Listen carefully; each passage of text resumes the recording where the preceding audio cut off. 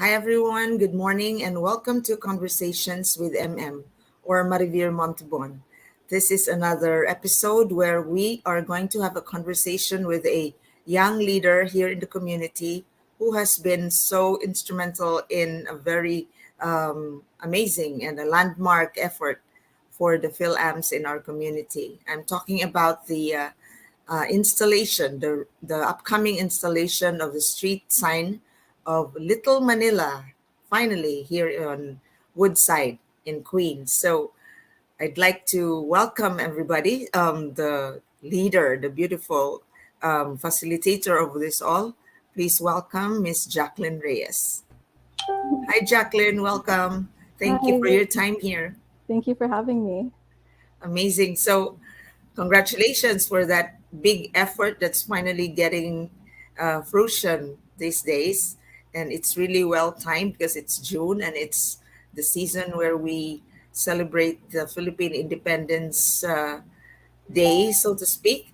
Um, because the Philippines was the first republic in Asia, and now we are being recognized as a community here in Woodside. So, tell us about this and what led you to doing this. Sure. Yeah, it is a very exciting time. I know just last weekend we had the Independence Day parade, and it looked like an amazing event. Yeah. Just Filipinos loving to celebrate each other. Hmm. But yeah, this effort to get the Little Manila Avenue street sign installed, it was a 2-year effort. There had been other efforts to get a street sign that honors the Filipino community in the past, but Hmm. this one in particular, it came about in 2020, which we all know was the beginning of the pandemic. So the way that our campaign started was actually after we had finished painting the Mabuhay mural, which Hmm. those of you who have seen it, it's on 69th Street on Roosevelt Avenue.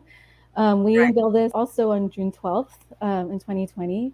And we painted this to actually honor the healthcare workers during the time and to also honor the small businesses there. And when we had our ceremony that day, we had a makeshift like street sign that said Little Manila that looked like, green and white, like a regular street sign. Hmm. And in attendance of our ceremony was the then council member Jimmy Van Bramer, Hmm. and then he had proclaimed during his speech that that street signage should happen once and for all, and that if anyone wanted to kind of move that effort forward, he would be the usher to see it through. And Amazing. so we have him on document saying that. So we're like, okay, council member, we will hold you to it.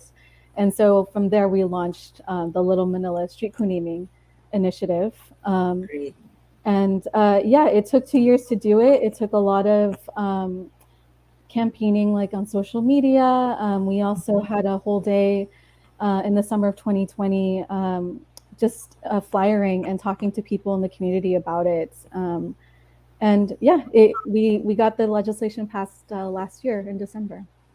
Amazing. So, what's the name of the group that you were with that has been so instrumental in doing this? Yeah, so I work mostly with Xenia Diente. We both started Little Manila Queens Bayanihan Arts. It's a very long name, but yeah, we wanted to be just an arts focused group, Hmm. like a community arts focused group, which is why we call it Bayanihan Arts, Right. because we From the want word Bayanihan. exactly. So what we do as artists, we combine our creativity with community organizing and civic engagement. And then the Little Manila Queens part is just to honor the neighborhood. So a lot of people call us Little Manila Queens for short, but we always insist that that's the neighborhood and we're the Bayanihan Arts part. Okay, so I'll show this one. And what was the block party for? I was there. This was Mhm. during the pandemic last. This was last year. Last year, right? Uh-huh. Yeah. So this was a major pre-activity to this installation, upcoming installation, right? Yeah. Well, so there's a story behind that too. So Yeah. Xenia and I, we were able to start our work together in the community because we got this artist grant from the Laundromat Project, And our original proposal was to have a public art festival in Mhm. October 2020. Right. Um, and this was kind of our idea from from early on, that we wanted to have, like, we wanted to close a street down in Little Manila and have a lot of art activations. Mhm. But obviously we pivoted to doing other work, which, I think we need the most of the circumstance during the pandemic. But it was nice Mhm. that last year we were finally able to see that idea through, to actually have a block party in October, which is Filipino American History Month. Right. I like that because it gave me particularly the hope and the excitement that, oh, finally there's going to be this recognized space for Philams, and Mhm. eventually will lead to a street co-naming. So it was a good major preparation step, so to speak. Yeah, I think that all of our projects that we work on, it's all with the same intention, that we Yeah. don't want our community to be displaced. And also, we want the contributions and the history of Filipino Americans in New York City and in Queens to be recognized. Mm-hmm. So, like, even though a lot of these events and projects that we had organized kind of happened in the order that they did, we were all talking about these all at the same time, you know. Right. So it looks like it was trying to bolster the street co-naming, but yeah, it came before we even had the street co-naming idea. But it was nice that we could stage that block party across the street from where the street sign is going to be installed. So what is tell us, how is it going to happen to tomorrow? I mean, on Sunday, what is the program that's going to happen? Like, will there be a physical installation of the street name? Yeah, so the Department of Transportation is actually going to have install it the day before, but it will be covered with a sleeve so that we Oh, can do a magical unveiling on Sunday. oh, And what we have planned is a very simple program. Our main objectives for the program was to highlight the small businesses and highlight the people and the histories that make the community. So, for us, that meant being hyper specific about the Filipino American experience. it's good. So our program is going to consist of mostly like a small business owner. So Philam Food Mart is going to be representing there. So Joe Castillo, who's one of the sons of the owners of Philam Food Mart, the like one of the oldest Filipino businesses in New York. They're going to be part of the program. My partner, Zinia Diente, she's going to be giving a speech with her mom, who was a nurse who came in the 70s Mhm. and settled in Woodside. So she's going to share more about that history of the community. And then we will also have I'm sorry about the noise in the back, there's some construction. It's okay. Um, yeah, and then we're going to have the current council member, Julie Wan. Mhm. She's the person who her team has been helping us organize this event. And then we're also the former councilman, Jimmy Van Bramer, who actually um, ushered the legislation in. And then we're going to end with a performance by Kimberly Kamara, whom a lot of people in the community know her as Cora Donuts, the very viral Oh, donut business. So a lot of people don't know that she's an amazing singer. oh So my we God. invited her to It's sing at the end. exciting. She's planning to sing Dahil Sa'yo Oh, because it's a song that everybody knows, and we were hoping to encourage people to sing along so it could be a collective voice, a collective love song for the community. And what we love about her being a part of the program, in addition to her talent, is that she's also the future. She represents the future of Little Manila businesses, of the Filipino businesses and entrepreneurship. great. So is this going to look like the block party where there are booths and there would be some vendors too, or no? Well, unfortunately, no, because actually, when we had the block party, we actually intended it to be no vendors, because our whole mission is to preserve those businesses there. So All right. anything that we do, we don't want to take business away. Okay, yeah, right. the small businesses, the restaurants They there. should have the sales, right? Yeah, and what was really satisfying for me during the block party last year was seeing lines outside of like Cucina or Renee's, and I heard through the grapevine that the businesses were like, we should do this every weekend because they Right. actually really benefited from the foot traffic. So that's like our intention. We want to. It's not that we don't support entrepreneurship. It's just that our whole name is about Little Manila, and then these businesses and making sure they are preserved. So yeah, but what it's going to look like on Sunday, it's not going to be quite like the block party because honestly, we don't have the capacity. A lot of people think that we're a nonprofit organization, but we're actually just a bunch of volunteers who do this A work bunch of young outside of our day leaders. jobs. So it's been very busy. But what we do have planned in addition to the program is across the street. We're going to have a small care fair where we're going to have just a couple of activities that are going to be planned. So we will have yoga in the morning if people want to come before the ceremony, and that's Uh-huh. going to be led by Kapwa Yoga, who's based in Astoria, and they're really wonderful. And then, So which part of the block will this be? well, the activities will be where the block party was. So it will be the north side of Roosevelt Avenue and So 70th Street. 70th Street, is that Yeah, the spot? Uh-huh. yeah. And then the street cleaning is on the south side of Roosevelt and 70th in front of PNB Bank. So, Oh, okay. So there you go. So so it will people be should. like activities across the streets. Yeah. Awesome. That's good. So for how long will the event be? From noon time until like 1 o'clock, 2 o'clock? So the care fair is happening 10 a.m. to like 4 p.m. So it'll just be a place that'll be open and people can sit and like bring food from the restaurants and just, enjoy Oh, I being see. outside. Okay. So we Um, buy our food from yeah, anywhere, from the Phil-Am restaurants or wherever, yeah, that's and something we stay did. there Yeah, yeah, exactly. That's on the something we street. did last year at the block party, and it was nice because people, I think, just want to be outside with each other and enjoy.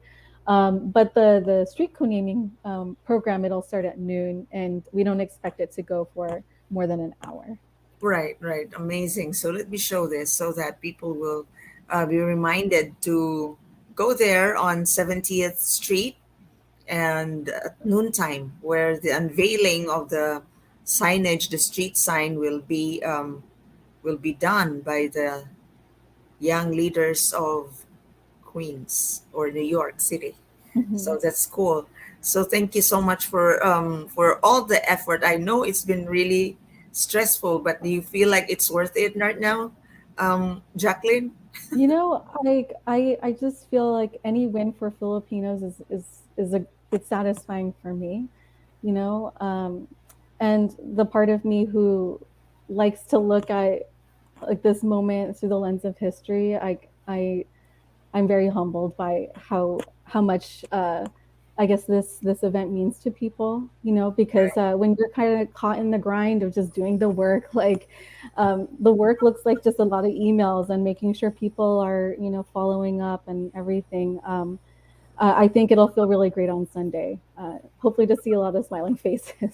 Right, right. So, as a reflection, what is your takeaway in this particular community effort that you're initiating? Yeah, I've been thinking about that a lot. How I Because as an artist, I'm Mm-hmm. always thinking about meaning making. It's not just about the actions, but it's like what is the resonance after, right? Right. So something that I didn't get to mention at the care fair, we're also doing some art activities that we're working on designing a monument to Tandang Sora. Um, Oh, yeah, yes. so we're right now. My head is thinking about like what is public memory, what is how is art can how can art help tell like history, you know? And so when I think of like the I guess like how Little Manila Avenue is going to sit right below Roosevelt Avenue, right? When I Oh. think of those two things next to each other, Mm-hmm. I think of U.S. history. If I could nerd out a bit, Maria Vier, this Go is what ahead, I've go been ahead, thinking please. about. So I did some research, and then I was curious which Roosevelt is that avenue named after, And as other history people know, there are two Roosevelts that are very famous, two presidents. Mm-hmm. So there's Theodore, and then there's FDR as Franklin, well. yeah. Yeah, and if you look at the history of the Philippines, there's a lot of connections between these two Roosevelts, right? Mm-hmm. It's important to reflect on this, especially on Philippine Independence Day, what it meant for Filipinos to get their freedom, right? So Theodore Roosevelt, he fought in the Spanish American War, which we Mm-hmm. know as Filipinos that after the Spanish American War is when the Philippines was essentially handed off to the To the Americans to be US, a yeah. colony, right? And when you look at the history of Theodore Roosevelt, he was very anti-immigrant. Mm-hmm. He like this moment now where there are a lot of Americans who are worried about immigrants replacing Americans who have been here longer. Mm-hmm. He was also he had a similar ideology, and so I can't help but think like, okay, Theodore Roosevelt, how would he feel about Little Manila sitting next to his name? You know, Yeah. but it's gratifying because like you can think about the hard Should, earned should be freedom. his karma, I think. It's karma, right? It's this little satisfaction, like, ha, we are still we're Mm-hmm. here. And then so that's an interesting, right? Like intersection of history. When I think of FDR, Mm-hmm. the Philippines under well, FDR was the president during World War II. It was under him that Philippines was became independent. Actually, it was no Mm-hmm. longer a colony, not because they were trying to do the right thing, but because Americans didn't have the capacity to handle the Philippines as a colony anymore, Right, right. right? So, what does that mean as well with our relationship to U.S. history, right?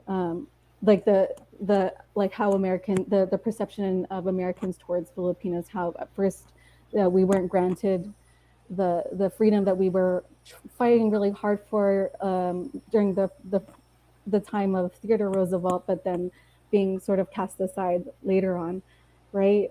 So that's what I'm reflecting on right now. And then what does that mean for Filipinos today and our relationship to the U.S.?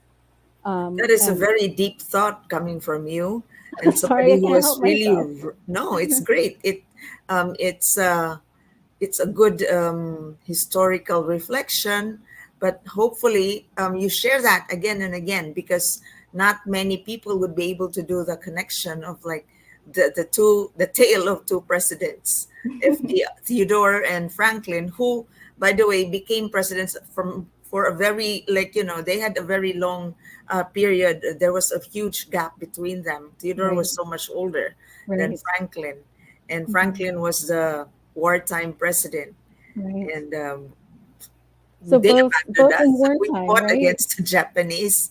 They abandoned. They came back only when we're about to, when we actually won already. We were not sitting down and allowing ourselves to be colonized by Japan.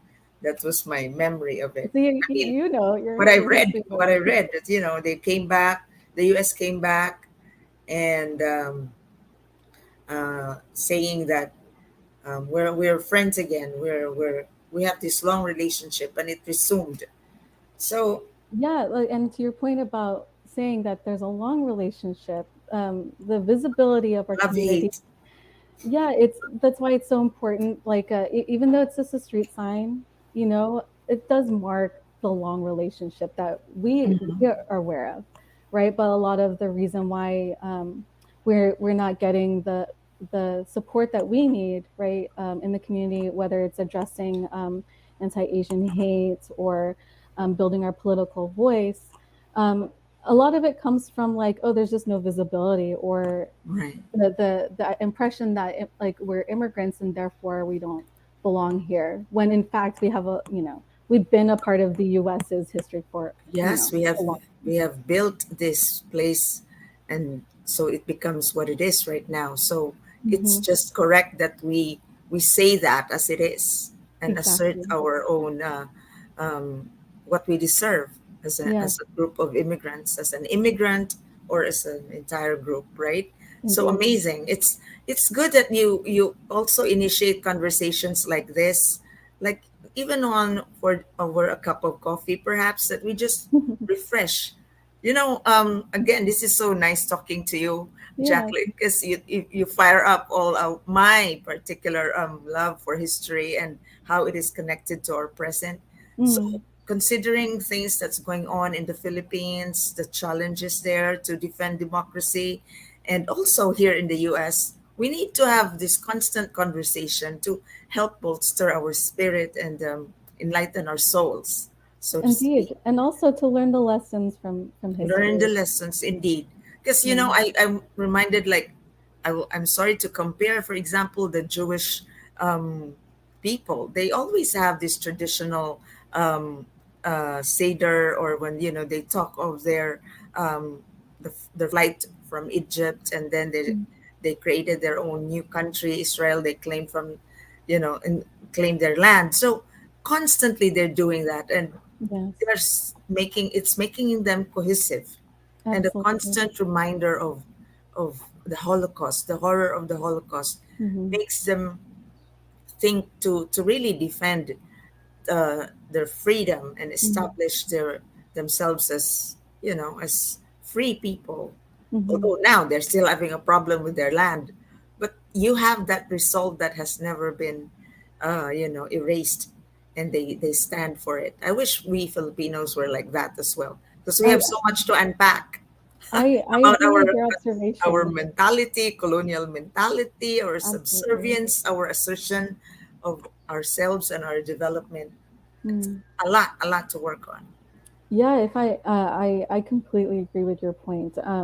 When we were working on the campaign to launch Huh? the street co-naming, part of the application to submitting like the proposal Hmm. for the street sign is you have to offer a portrait of the person or the community that is going to be named on the street sign. So you have to Oh, make the case for it, right? yeah, And what I recognized early on is like we don't have an origin story that we all get behind, because New York is one of those cities that brings a lot of transplants, and right. we're all at different stages of our migration stories, right? So me, for example, I'm not from New York. I came here. I permanently moved here in 2010.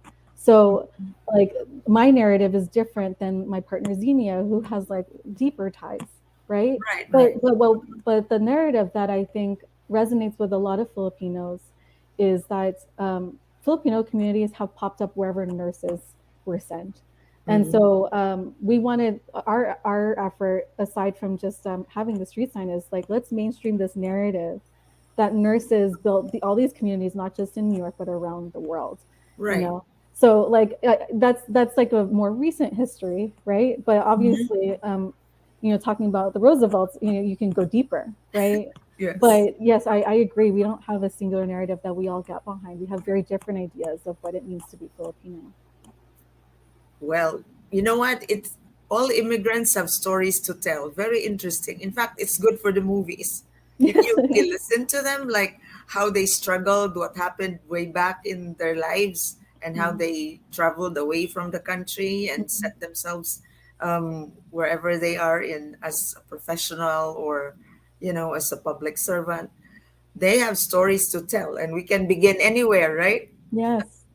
Because you're an artist, like you could begin when she was working in the hospital and look back, or Mm-hmm. she can begin with her childhood that was quite messy or something. So very good, very wonderful stories that we have to keep telling, actually. Yeah, and show how like complex we are, like just the gamut of like feelings that we inhabit, because Yeah, I think Filipinos are often perceived as like, which is like not a bad thing, and we're seen as like the most like kind and caring people, caring. yeah, but I'm also like, maybe there should be opportunities to show other, qualities of who we are, So I think Mhm. that's the role of the artists in the community to kind of, Yeah, to, enable to that. evoke it and Yeah, to show it. evoke it and make room for people, to tell like their authentic stories.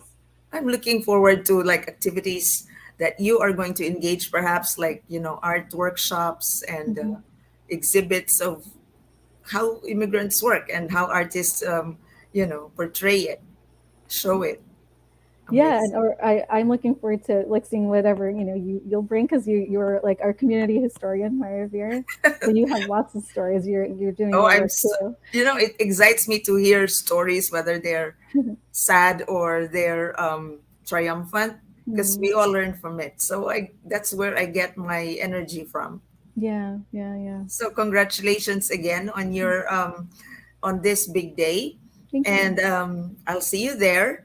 And Yay. keep up the good work. Congratulations to Zinnia and the entire Bayanihan Arts in Queens. Yes, thank you. Thank you so much. And so, ladies and gentlemen, this is it for now. We had a very great conversation, as usual, with Jaclyn, who is a very inspiring young leader for me. So, we'll see each other on Woodside, and take care of yourselves. Enjoy and keep doing the good things that you're doing. Bye for now. Thanks, Jaclyn. Thank See you you. soon. See you soon.